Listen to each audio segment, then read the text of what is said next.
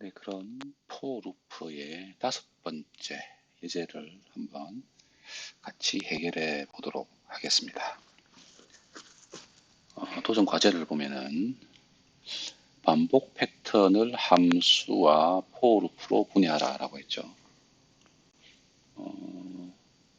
코딩의 기초를 배웠고 캐릭터와 함께 여러 가지 퍼즐을 해결해 봤다. 이제 명령어와 함수 그리고 for 루프에 대해서 배웠으니까 이번 도전 과제에서 요 세 가지 배운 내용들을 적용해서 프로그래밍을 해봐라 라고 하는 겁니다.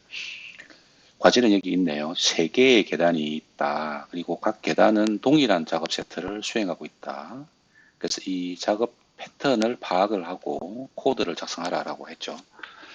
지금 이제 이 그 퍼즐을 보시면 아시겠지만은 지금 스위치가 세 개가 있으니까 일단 이 스위치를 켠다는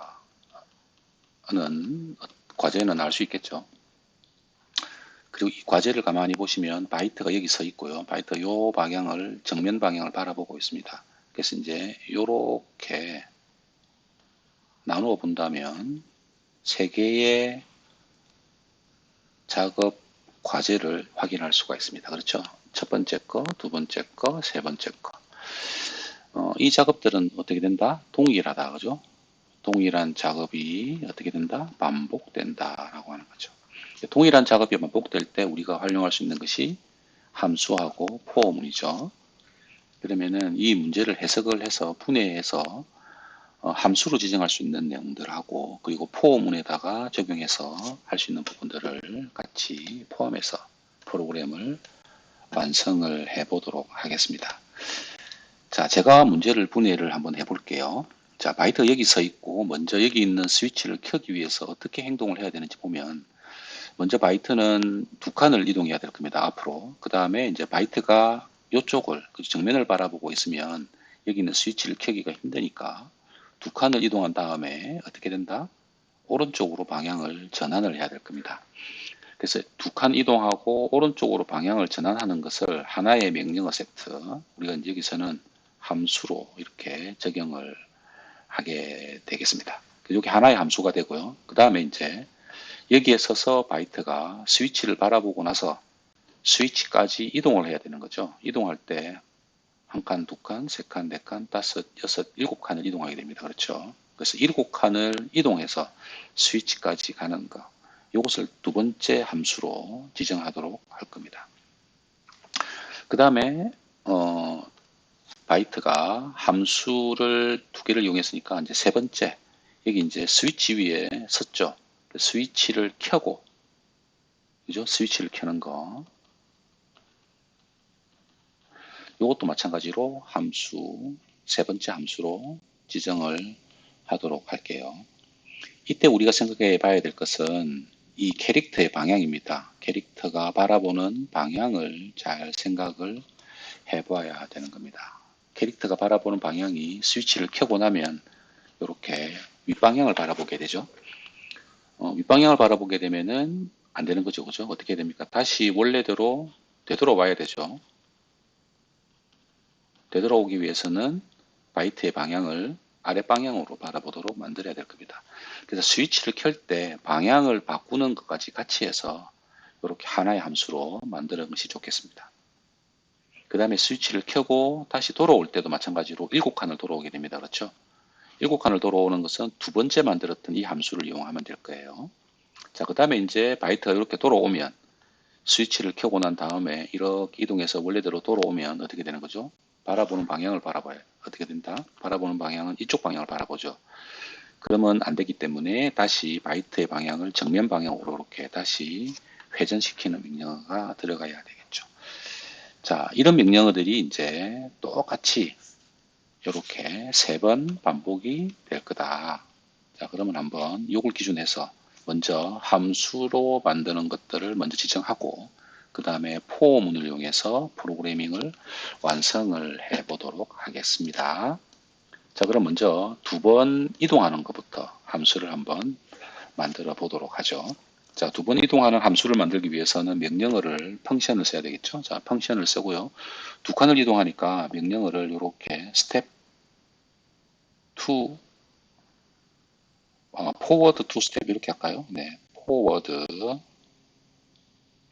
투 스텝. 네, 그리고 두 번 이동해야 되니까 무브 포워드 두 번이죠. 무브 포워드, 무브 포워드. 그 다음에 어떻게 됐습니까? 여기서 이제 두 번 이동하고 나면 바라보는 방향을 이렇게 바꿔야 되죠. 그래서 여기에다가 turn right 명령어를 넣어주면 좋겠죠. 이렇게 해서 이제 두 번 이동하는 명령어를 만들었고요. 그 다음에 두 번째 함수. 여기서부터 스위치까지 이동하는 함수를 하나 만들어야 될 겁니다. 자, 그래서 펑션 이제 7번 이동하니까 포워드 투 스텝 해볼까요? 세븐 스텝이죠. 포워드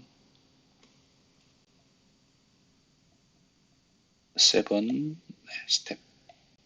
이 함수의 이름은 여러분이 원하시는 대로 하셔도 돼요. 자, 이제 세븐 스텝이니까 7번 하면 되죠. 무브 포워드를 둘, 셋, 넷, 다섯, 여섯, 7개 이렇게 하면 될 겁니다. 자, 그 다음에 스위치를 켜고, 그죠? 이동했으니까 스위치를 켜고 다시 이렇게 뒤돌아서는 거. 그럼 토글 스위치를 두면 되겠네요. 그래서 펑션을 하나 더 지정하고요. 토글 스위치 그리고 뭡니까? 돌아서야 되죠. 턴 이런 함수 이름을 두도록 할게요. 그러면 토글 스위치를 해야 되니까 토글 스위치를 하고 무브 라이트를 두 번 이렇게 그죠? 그러면 스위치를 켜고 난 다음에 뒤로 돌아보게 될 겁니다. 그죠? 이렇게 바이트가 이쪽 방향을 바라보게 될 거예요. 바라보고 나면 원래대로 되돌아와야 되죠. 되돌아오는 것은 올라갈 때 스위치를 켜기 위해서 이동했던 여기서 만들었던 이 함수를 다시 한 번 더 사용해도 될 겁니다. 그렇죠? 그러면 이제 우리가 필요한 함수는 일단 세 개를 다 만들었기 때문에 이제 필요한 함수들은 만들어졌다. 이제 세 개의 함수가 정의됐다. 그럼 이 세 개의 함수를 이용해서 이제 코딩을 완성하면 되겠다. 그러면은 완성을 해보도록 하겠습니다. 자, 이 완성하는 것은 어렵지 않을 거예요. 그죠?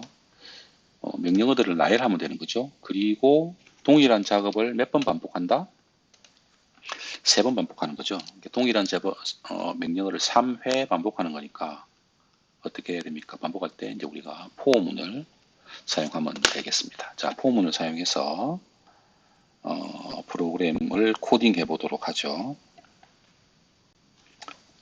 포 3회 반복하는 거죠. 자, 1부터 3회 이제 3회 반복합니다. 3회 반복하는데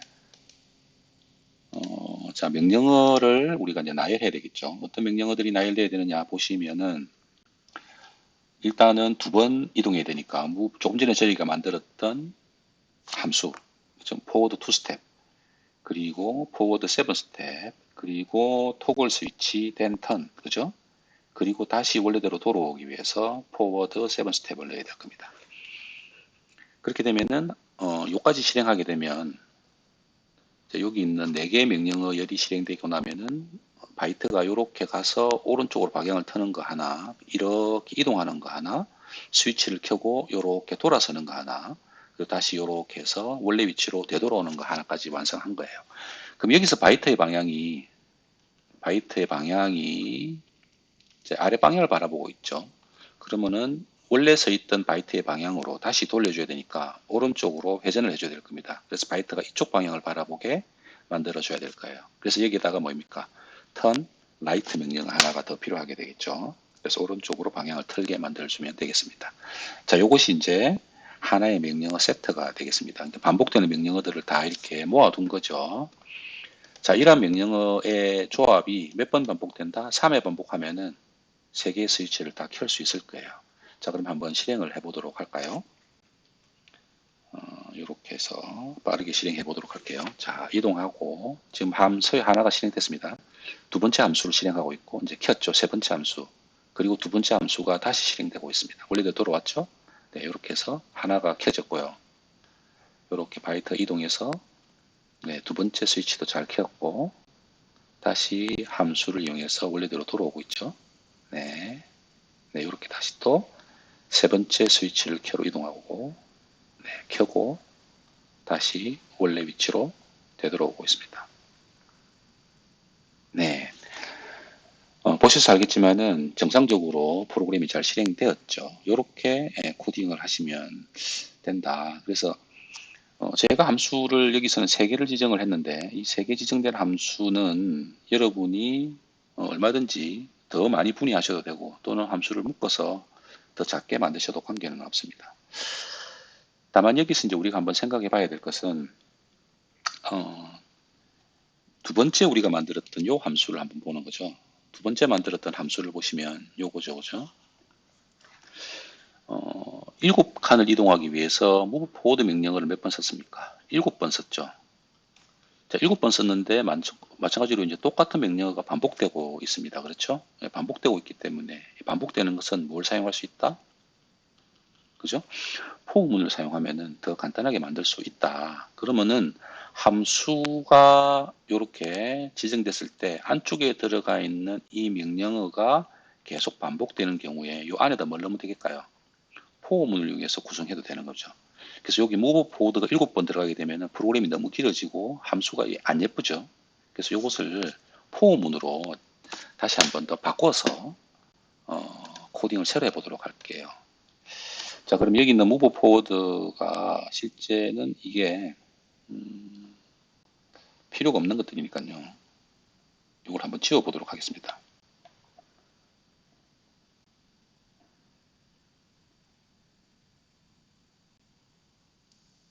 이걸 지워버리고요.